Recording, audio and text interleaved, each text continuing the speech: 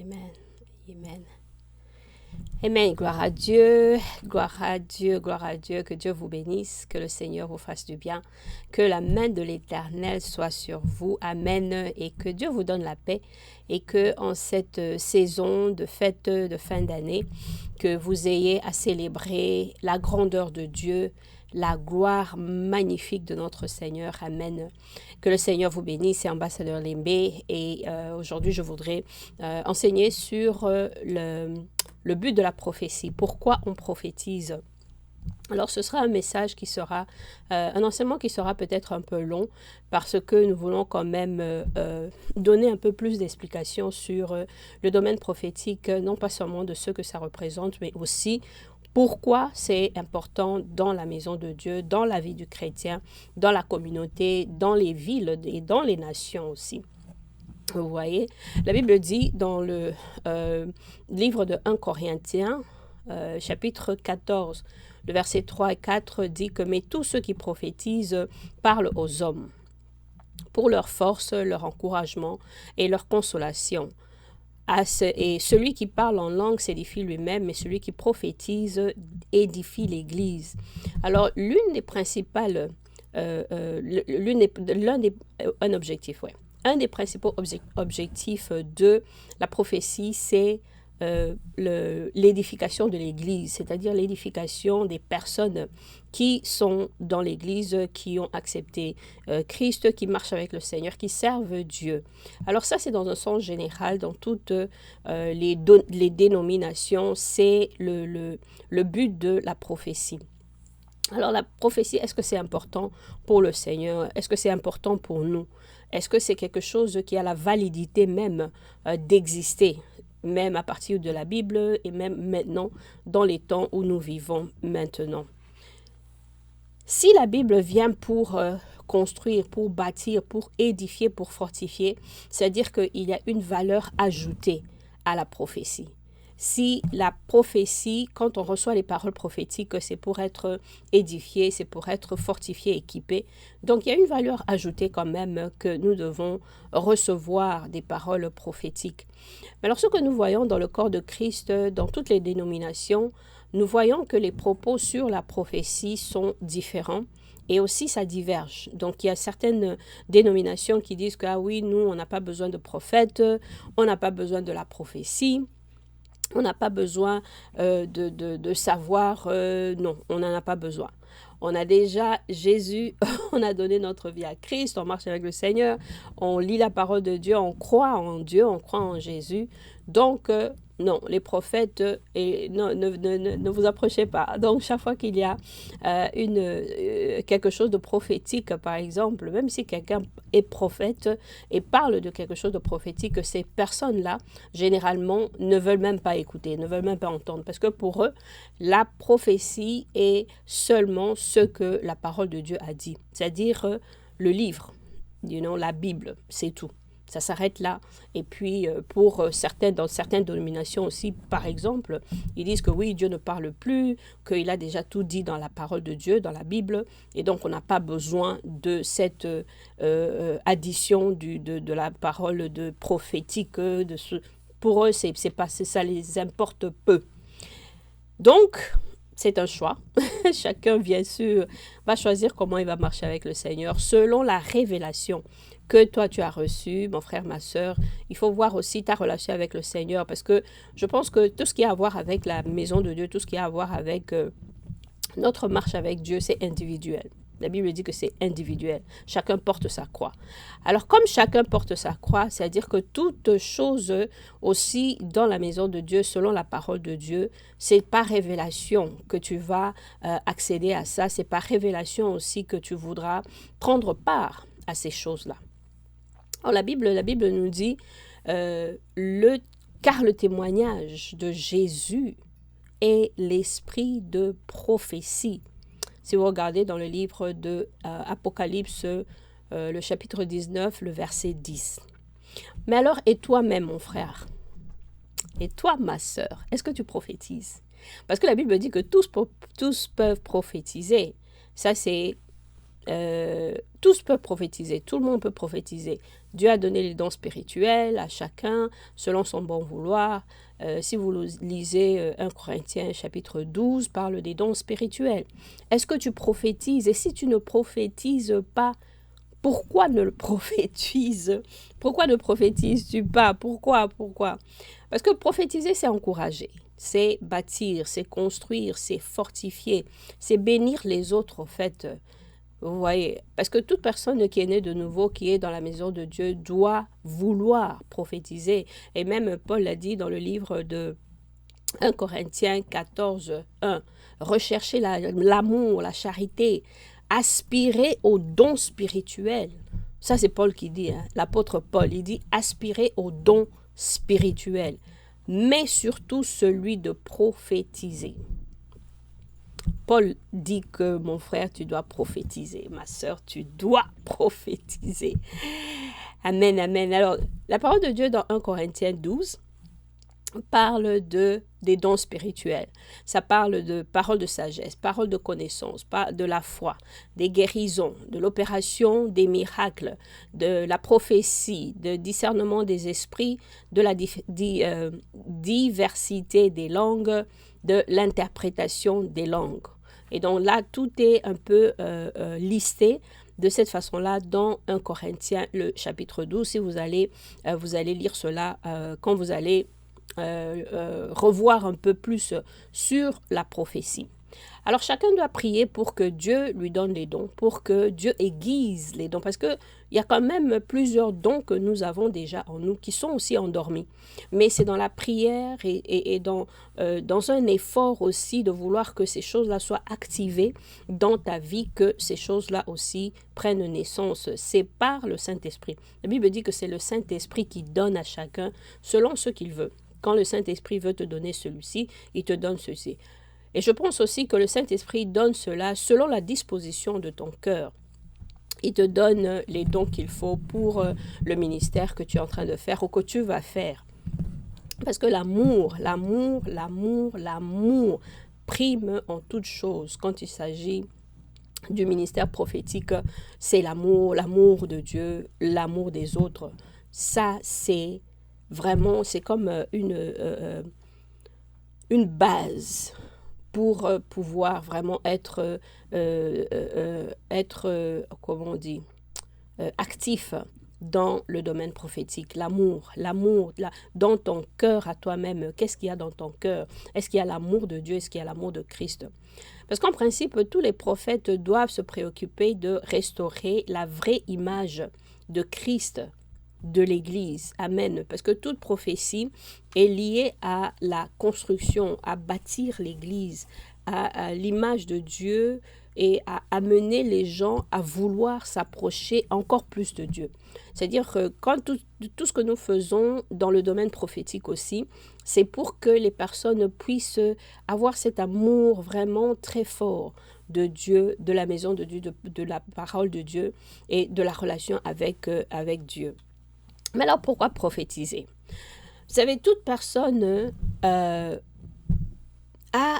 quelque chose en lui qui cherche à acquérir quelque chose de plus grand que lui-même, de vouloir savoir ce qui viendra, de vouloir acquérir une certaine révélation qui est un peu plus supérieure que ce qu'il connaît déjà. Ça, c'est ancré dans toute personne. C'est une partie qui est dans la nature de toute personne que Dieu a créée. Parce que la Bible dit que Dieu est esprit, ok? Et que tout ce que Dieu fait est spirituel. Avant que nous puissions voir ça dans le naturel, c'est d'abord pensé, c'est d'abord réfléchi et c'est d'abord arrangé dans le monde spirituel avant que ça puisse prendre naissance dans le naturel. Alors, quand Dieu a créé Adam, la Bible nous dit qu'il a soufflé dans Adam pour que Adam devienne un être vivant. Donc, Dieu a soufflé le souffle de vie dans Adam pour le réveiller, ok? Réveiller cet esprit pour devenir, amen, pour devenir actif et exercer dans le corps que Dieu avait formé de la terre, ok? Alors, quand Dieu a soufflé dans Adam, nous qui sommes venus après Adam, Dans un sens spirituel, nous étions dans Adam. Quand Dieu a soufflé dans Adam, nous étions dans Adam. Nous étions à l'intérieur de Adam. Donc Dieu a soufflé en nous aussi en même temps quand il a soufflé dans Adam.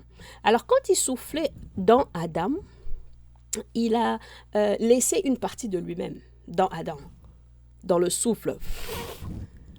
Une partie de Dieu est restée dans Adam.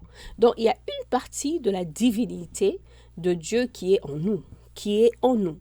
Alors c'est pourquoi, qu'on le veuille ou non, un homme, une femme, une personne en général voudra toujours acquérir telle connaissance et puis ça et puis ça. Et c'est pourquoi nous voyons que il y a plusieurs religions dans le monde, il y a plusieurs dieux aussi dans le monde. On cherche ou bien une chose ou bien une personne pour comme idolâtrie, comme idole. Et donc, c'est parce qu'il y a cette partie de divinité qui est en nous, qui est toujours à la recherche de quelque chose de grand, qui est toujours à la recherche de quelque chose de surnaturel. Voilà, de surnaturel. Mais ce que nous devons savoir que Yahweh, Yahvé, comme on dit en français, Jéhovah Adonai est le seul vrai Dieu. Amen, amen. La Bible dit, comme j'ai dit tout à l'heure, tous ceux qui prophétisent parlent aux hommes pour leur force, leur encouragement, leur consolation. Donc ça déjà comme étant le pourquoi de prophétiser, ça doit déjà nous donner une base de pourquoi on prophétise. On prophétise pour encourager, pour édifier, pour fortifier les autres, pour les exhorter. Voilà. Et donc, est-ce que c'est nécessaire? Bien sûr que c'est nécessaire. Nous avons besoin d'être encouragés, nous avons besoin d'être édifiés, nous avons besoin d'être consolés, nous avons besoin d'être fortifiés dans la marche avec le Seigneur. Nous en avons besoin. Celui qui n'en a pas besoin, bon, ok, peut-être qu'il y a des personnes qui n'en ont pas besoin, mais dans un sens général, moi j'en ai besoin. Dans un sens général, les gens ont besoin de ces choses-là, vous voyez. Alors, dans la Bible aussi, on parle du prophète comme étant un bâtisseur qui, avec le peuple de Dieu, il vient en unité avec le peuple de Dieu pour bâtir l'Église. Et un prophète, par exemple, qui est mature, qui a été brisé, qui a été éprouvé par les circonstances de la vie, a un souci majeur, c'est d'encourager, c'est d'aider, c'est vouloir que l'Église soit forte, que l'Église reçoive la révélation parfaite de Dieu, de Jésus-Christ, du Saint-Esprit. Amen. Alors, je vous dirais ceci, c'est que les prophètes, et les prophètes aussi, les personnes aussi qui prophétisent, parce qu'il y a deux types de genres de façon de prophétiser, c'est que ou bien vous avez reçu le ministère prophétique, ou bien vous êtes un enfant de Dieu qui peut prophétiser, donc l'opération de prophétiser. Donc il y a deux façons, mais dans n'importe quelle situation où vous êtes, ou n'importe quelle position que vous avez dans le domaine prophétique, vous devez être à l'intérieur de l'Église pour aider l'Église. Amen. Mon frère, ma soeur, il faut aider l'Église. Il ne faut pas être à l'extérieur de l'Église là-bas pour critiquer, pour tout ça. Non, non, non, non, non, non. Il faut aider l'Église. Il faut aider l'Église. Amen. La Bible nous dit dans le livre de Actes, le chapitre 15, le verset 32, Jude et Silas, qui étaient eux-mêmes prophètes, les exhortèrent et les fortifièrent par plusieurs discours. Donc ça, c'est un souci du prophète. Un souci du prophète, c'est exhorter les autres personnes et venir avec quelque chose pour les rafraîchir. Ok? Ça, c'est vraiment le travail par excellence du prophète. Et le pourquoi prophétiser, ça, c'est une des raisons principales de prophétiser. Parce que quand nous recevons une parole prophétique, c'est une bénédiction. Vraiment, c'est toujours une bénédiction de n'importe quelle façon que ça se présente, mais on a toujours l'impression d'avoir reçu quelque chose de très important qui s'adresse à nous-mêmes, c'est-à-dire à toi individuellement. Tu te dis que waouh, le Seigneur me connaît, le Seigneur connaît la situation dans laquelle je me trouve et le Seigneur amène un message au travers de la bouche excusez-moi, de son serviteur pour que je puisse être édifié, fortifié, encouragé, amen, et équipé aussi pour continuer la marche avec le Seigneur. Parce que là où il y a une parole prophétique, il y a un dépôt. Il y a un dépôt de quelque chose de Dieu qui vient pour venir s'asseoir, amen, dans votre esprit, pour continuer ce que Dieu a commencé dans votre vie.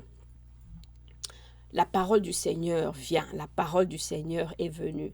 Ça, c'est le Seigneur qui a dit. Amen. Ça, ce sont des paroles prophétiques. C'est-à-dire, en hébreu, c'est débar. C'est-à-dire venir pousser, venir pour amener de l'avant. Ça, c'est la parole, le pourquoi de la prophétie, pour pousser quelqu'un d'aller de l'avant dans sa marche avec le Seigneur, pour continuer sa marche avec Dieu. Amen. Alors, pourquoi prophétiser? Là, je pense que je voudrais aussi parler de certaines... de l'édification, de l'exhortation et du confort. Ce que la Bible dit que nous devons vouloir faire. Parce que non seulement que quand nous prophétisons, nous voulons faire... c'est comme un message de vie que nous amenons. Ce n'est pas un message de critique, mais c'est toujours un message de vie pour rediriger la personne, pour chercher le Seigneur encore plus, d'une façon encore plus dans un engouement nouveau. Voilà. Alors, nous devons savoir que la prophétie est un ministère du Saint-Esprit. C'est un des 9 que Dieu nous a donné dans le livre de 1 Corinthiens, le chapitre 12. Donc, si vous pouvez lire ce chapitre-là, ça va vous aider aussi beaucoup. Parce que la Bible dit qu'à un autre, il a donné l'œuvre des miracles, prophétie, discernement des esprits, type de langue, interprétation des langues. Et donc, c'est un passage, en fait, qui révèle un peu la pensée de Dieu quand il s'agit de comment être bâti, comment être équipé dans la maison de Dieu. Amen. La Bible dit aussi que la manifestation de l'Esprit est donnée à toute personne pour en tirer profit dans le livre de 1 Corinthiens, le chapitre 12, le verset 7. Alors, le Saint-Esprit donne à tout le monde. À toi, ma sœur, à toi, mon frère, le Saint-Esprit donne à tout le monde. Quand tu as dit oui à Jésus, quand tu as dit oui au Saint-Esprit, tu as dit oui à Dieu, que tu veux marcher avec le Seigneur, que tu laisses Jésus pour diriger ta vie, pour t'aider. Le Saint-Esprit est là pour te donner les dons dont tu as besoin pour t'aider, excusez-moi, à aller de l'avant dans ta marche avec le Seigneur. Alors, Paul nous dit aussi qu'il faut avoir beaucoup d'amour. Parce que quand on veut prophétiser, pour pouvoir prophétiser, vouloir prophétiser correctement, l'amour doit être la base de ton cœur, la base de ta position, de ton positionnement, si je peux dire. Il faut qu'il y ait l'amour. Et alors, l'amour de Dieu et l'amour envers le prochain. Alors, quand on parle de édifier, on veut dire que c'est pour donner un renforcement à ce qui est déjà là. Amen. Quand on parle de prophétie, pour redéfinir encore le mot prophétie, c'est dire que on entend de Dieu, ok, ce que Dieu a dit, et maintenant on parle ce qu'on a entendu Dieu dire à propos de telle personne. Ok, donc c'est un rapport qu'on donne en tant que prophète ou bien en tant qu'opération, quelqu'un qui est en train d'opérer dans le prophétique. On entend ce que Dieu a dit à propos de telle personne et puis on le dit. On dit ce que Dieu a dit à propos de telle personne. Bon, vous direz peut-être, est-ce que Dieu ne peut pas me parler moi-même? Bien sûr, Dieu peut te parler à toi-même. Et bien sûr, parce que la Bible dit que Dieu parle de plusieurs façons. Il y a comprendre les langages de Dieu, il parle dans les visions, dans les rêves, audiblement. Il y a plusieurs façons que Dieu parle. Et ça, c'est une des façons que Dieu lui-même, il a choisi qu'il va parler. Il va parler au travers des prophètes. OK? Et donc ça, c'est aussi pour une définition. Donc maintenant, si jamais quelqu'un vous demande de définir la prophétie, vous pouvez définir ça de cette façon aussi, que Dieu parle à propos d'une personne et puis il donne le message au prophète ou bien à une personne qui opère dans le prophétique pour que cette personne maintenant puisse relater ce message à la dite personne. OK, donc communément on dit du prophète que c'est la bouche de Dieu. OK, donc tout ce que la personne est en train de dire dans la prophétie, ça vient de la pensée de Dieu et la personne n'est que la bouche qui est en train de faire sortir ce que Dieu a dit. Bon, là, je vais m'arrêter ici pour cette partie, mais je vais continuer dans une autre vidéo pour parler encore de pourquoi prophétiser, parce que je pense que c'est quand même un sujet assez important de comprendre et vraiment d'embrasser la pensée de Dieu quand il s'agit de la prophétie. Qu'est-ce que ça veut dire pour Dieu? Qu'est-ce que ça nous amène à nous qui sommes dans la maison de Dieu? Et comment ça nous aide aussi et pourquoi ça nous aide? OK. Donc là, je vais encore une fois parler de le domaine prophétique. C'est un domaine qui est très abusé. C'est un domaine qui a fait beaucoup de dégâts et qui continue à faire beaucoup de dégâts dans la maison de Dieu. Et c'est un domaine aussi qui est... c'est de cette façon parce que c'est beaucoup émotionnel. Ça joue beaucoup sur les émotions, ça joue beaucoup sur la personnalité de l'individu, ça joue aussi beaucoup sur le caractère de l'individu et sur beaucoup de choses au fait qui sont secrets, si je peux dire. Et donc, c'est pourquoi c'est un domaine qui est beaucoup rejeté aussi dans plusieurs endroits. Parce qu'il y a des prophètes aussi qui disent des fois, oui, ne touchez pas à mes prophètes, à mes oins. Dieu il dit. Dieu a dit, ne touchez pas à mes oins, ne faites aucun mal à mes prophètes. Alors, il y a des gens qui utilisent ça pour intimider, pour manipuler, pour décourager aussi les gens et pour aussi forcer les gens à les croire. Ok, c'est dans le livre de Psaume 105, le verset 15. Vous pouvez lire ça. Mais en même temps aussi, vous devez vouloir comprendre la prophétie. Et c'est pourquoi je fais ces vidéos. Je l'ai fait parce que c'est un des enseignements que j'enseigne quand je suis en mission. Mais je pense que merci, nous arrivons au temps de la fin et nous voulons comprendre un peu plus et encore un peu plus de ce que Dieu dit à notre propos. Alors la Bible dit, confiez-vous en l'Éternel, votre Dieu, et vous serez affermis. Confiez-vous en ses prophètes et vous réussirez. Amen. Dans le livre de 2 Chroniques 20, 20. Que Dieu vous bénisse et que ce soit un enseignement qui est une bénédiction pour vous. OK? Merci. Au revoir.